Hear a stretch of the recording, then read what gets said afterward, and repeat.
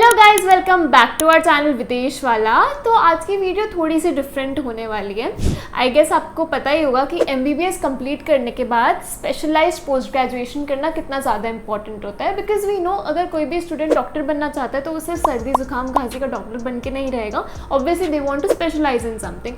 तो उसी से related I am gonna talk about an examination today. This examination is called USMLE। अब USMLE क्या होता है, कौन सी कंट्री का एग्जाम है, इसकी स्टेप्स क्या है, इसको अटेम्प्ट कैसे करते हैं, all of that we gonna talk about in this video.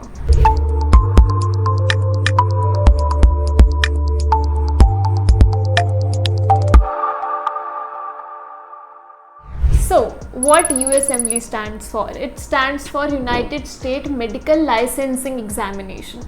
तो नाम से ही समझ में आ रहा है, this is exam for USA and pursuing medical post graduation.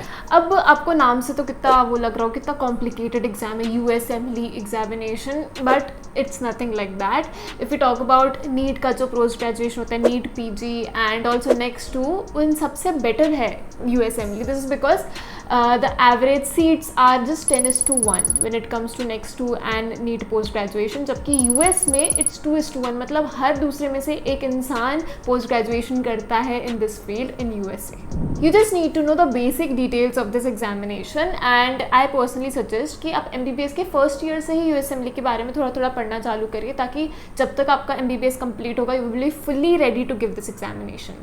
And now let's talk about some of the steps, like procedure क्या होता है। इसमें 3 स्टेप होती है, step 1, step 2, step 3। We gonna talk all about that now. So step 1, अब step 1 के लिए आप एलिजिबल हैं just after second year of MBBS, क्योंकि इसमें नॉन क्लिनिकल सब्जेक्ट्स होते हैं, यानी ऑनलाइन कंडक्ट होता है। तो आपका सेकेंड ईयर के बाद ही आप एग्जाम दे सकते हैं, आपको देना नहीं देना वो आपके ऊपर डिपेंड करता है, but you are eligible after second year of MBBS। तो मूविंग ऑन स्टेप 2। अब स्टेप 2 2 पार्ट्स में डिवाइडेड है, एक है clinical knowledge and another is clinical skills. So let's talk about each one of them. Clinical knowledge, अब clinical knowledge वाले examination के लिए आप एलिजिबल होते हो जस्ट आफ्टर 4.5 और 5 ईयर्स, और जो भी आपका MBBS का ड्यूरेशन रहता है, बट बिफोर इंटर्नशिप। मतलब जो लर्निंग पीरियड आपका खत्म हो जाता है, then you jump to internship, पर इंटर्नशिप के पहले you have to give this exam of clinical knowledge. And again this is an online examination. So the next part of this step is clinical skills. अब clinical skills examination, it's not an online examination, एक practical examination होता है और ये आपको internship complete करने के बाद देना होता है। Okay, so you have to go to the USA and वहाँ पर आपको एक मैचिंग प्रोसेस करनी पड़ती है, जिसमें आपको NRMP के थ्रू एक फॉर्म फिल करना पड़ता है through a portal. And when you fill the form and आपकी मैचिंग प्रोसेस हो जाए, मैचिंग प्रोसेस अच्छी होने के लिए आपका अगर रिज्यूम अच्छा हो तो that will be beneficial for you, and then आपको हॉस्पिटल असाइन करा जाता है जहाँ पे अपनी पोस्ट ग्रेजुएशन की प्रोसेस कर सकते हो। एंड इसको हम मेडिकल रेसिडेंसी भी बोलते हैं। And also in USA while doing this medical residency you get 50 lakhs each year. So that's just a stipend which has a lot of amount and that will be very great for you.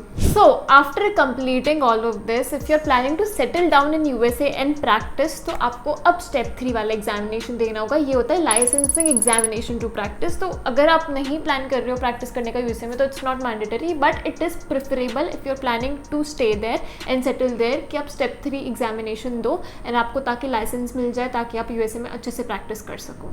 Also there is one more catch कि suppose आपने step 1 examination दे दी अभी, तो आपको 6 साल के अंदर अंदर ही पूरा USMLE एग्जामिनेशन कंप्लीट करना पड़ेगा। नहीं तो अगर 6 साल से ज़्यादा हो जाएंगे तो आपको वापस से स्टेप 1 देनी पड़ेगी और वापस से USMLE देना पड़ेगा। सो इट इज़ रिकमेंडेड कि स्टेप 1 होते ही आप नेक्स्ट स्टेप्स पे जंप करते जाएँ।